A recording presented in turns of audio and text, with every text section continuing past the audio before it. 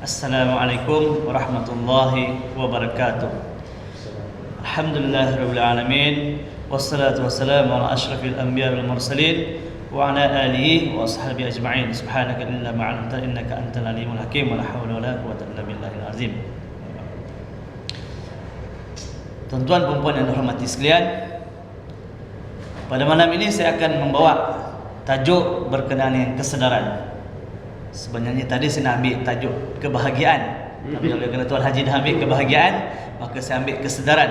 Sebab kesedaran ni pun dia ada kena mengena dengan kebahagiaan, dan kebahagiaan ni pun ada kena mengena dengan kejayaan, seperti Puan Rosmah katakan tadi.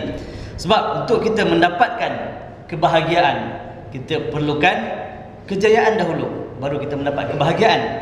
Dan untuk kita mendapat kejayaan, kita memerlukan kesedaran. Sebab apa saya katakan perlunya kesedaran di sini? Sebab apabila kita mendapat kesedaran, barulah datangnya kesungguhan kita untuk berjaya. Dan apabila kita berjaya, barulah kita boleh dianggap orang yang bahagia. Amat sedikit sekali, amat jarang sekali kalau kita dengar orang yang bahagia itu tidak berjaya. Selalunya kebahagiaan itu akan dikaitkan dengan kejayaan seseorang, dan kejayaan seseorang itu akan dikaitkan dengan kesedaran seseorang. Sebab apa saya katakan kesedaran? Sebab apabila seseorang individu itu sedar betapa pentingnya kejayaan, betapa pentingnya kebahagiaan, apabila dia sedar, baru dia akan berusaha bersungguh-sungguh untuk mencapai cita-citanya tersebut. Apabila dia berjaya, apabila dia ada kesedaran dalam hati dia, dia akan berusaha bersungguh-sungguh untuk mencapai kejayaan dan seterusnya mendapat kebahagiaan. Dan kebahagiaan di sini terbahagi kepada dua. Yang pertama, kebahagiaan di dalam hati seseorang, bermaksud kebahagiaan di dalam lah. Yang kedua, kebahagiaan di luar. Berarti kebahagiaan di luar ni kita boleh lihat melalui pandangan mata kasar kita. Tetapi untuk kebahagiaan diri kita, kebahagiaan diri seseorang, kita tak boleh nilai dengan mata kita. Itu adalah dalam diri masing-masing. Dan untuk kebahagiaan di luar, sudah tentunya kita tahu, untuk menjadi bahagia, untuk menjadi orang berjaya, sudah tentunya dia mesti mendapat harta yang banyak, rumah yang besar, kereta yang besar. Apabila dia mendapat sesuatu yang besar, satu kejayaan yang dia idam-idamkan tercapai, maka barulah dia rasa bahagia. Tetapi jangan lupa, kebahagiaan itu bukan semestinya terletak pada kebendaan. Kebahagiaan terletak juga dalam hati seseorang. Seperti mana yang kita tahu, kalau kita baca dalam firman Allah, ala bizikrillah tatma'innal qulub, ketahuilah bahawa dengan mengingati Allah itu hati akan menjadi tenang. Berarti kebahagiaan sebenarnya di sini bukan pada kebendaan, tetapi untuk kita tenang, untuk kita mengingati Allah supaya hati kita tenang. Bila hati kita tenang, barulah kita dapat kebahagiaan.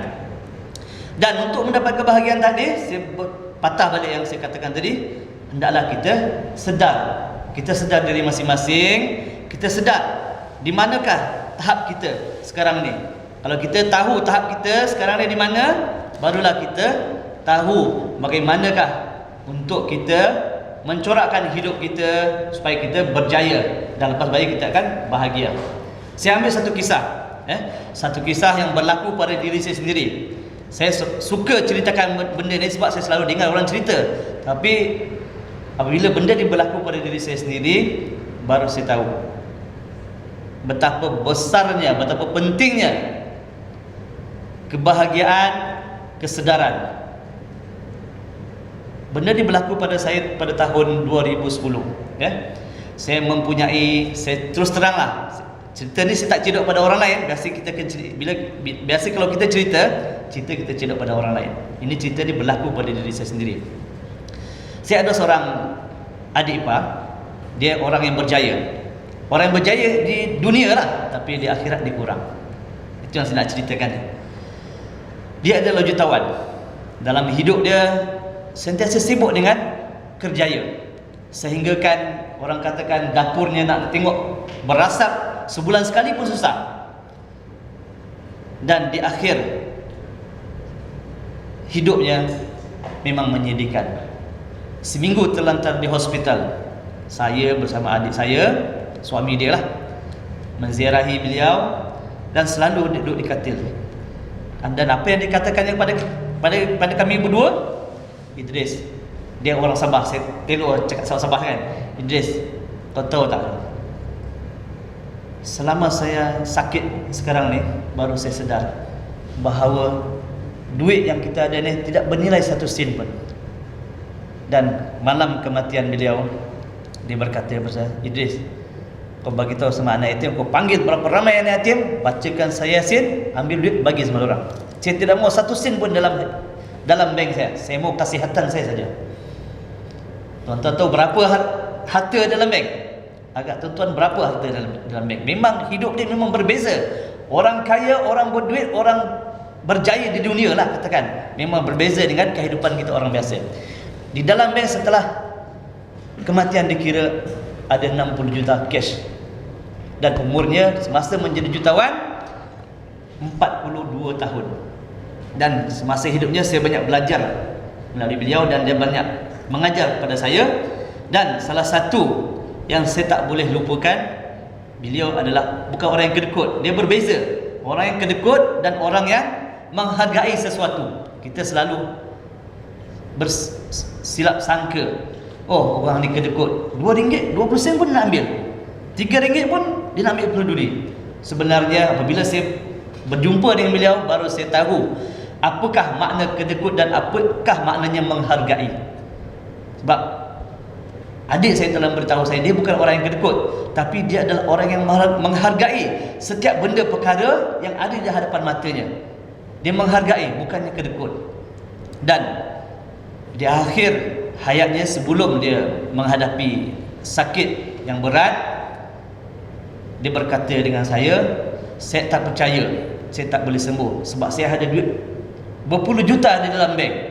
Saya boleh hendak ke mana sahaja, saya boleh pilih doktor mana yang saya hendak, saya bayar, dia akan ubati saya dan saya akan sihat, saya akan sembuh.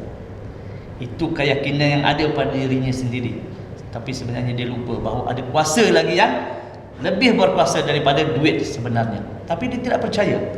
Bagi dia duit adalah segalanya. Sebab itu selepas dia meninggal, apabila saya pergi ke rumahnya di Putrajaya, betul-betul berhadapan dengan rumah Perdana Menteri. Dan rumah tu sebenarnya rumah Sami Belu. Tapi oleh kerana Sami Belu tahu di sebelahnya ada tanah kosong dan akan didirikan surau, Sami Belu pun menjual rumah tersebut sebab dia tak mahu rumahnya berhadapan dengan surau. Dan selepas dia nak jual tanah tu, arwah tu telah membeli tanah tadi lah. Dan apabila dia meninggal, yang saya nak ceritakan di sini tentang kehidupannya selepas dia meninggalkan dunia. Apabila dia meninggal, saya masuk ke rumahnya, membuka seluruh almarinya, lacinya, ternyata dalam almarinya seperti kedai. Banyak sekali kasut baju yang berbungkus belum dibuka. Dan baju-baju kasut-kasut ni berharga ribuan ringgit. Berarti dia hanya seronok membeli, tapi tidak ada masa untuk memakai. Keseronokan membeli itu ada, tapi masa untuk memakai pakaian-pakaian yang dibeli tersebut tidak ada. Berarti dia ada kehilangan sesuatu. Apa yang hilang? Tidak lain dan tidak bukan adalah keseronokan untuk merasai apa yang beliau kerjakan selamanya. Hasil titik peluh beliau tu tidak sempat beliau kecapi. Sebab apa saya katakan?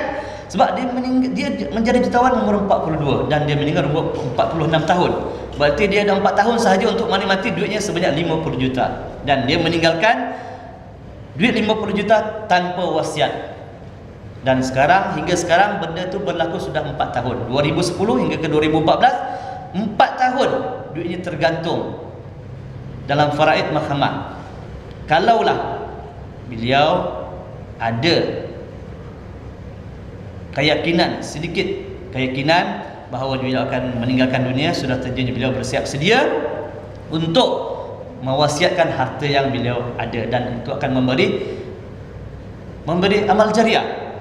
Sebab apa saya katakan seperti demikian? Sebab beliau tidak ada kurang kesedaran. Itu yang saya katakan tadi, bahawa betapa pentingnya kesedaran dalam hidup kita untuk mencapai kejayaan dan seterusnya, untuk mendapat kebahagiaan. Kesedaran yang amat penting untuk kita mencapai kebahagiaan. Dan selalunya saya bersyukur kerana semasa saya umur 40 ke bawah, memang saya sibuk dengan kerja-kerja di luar.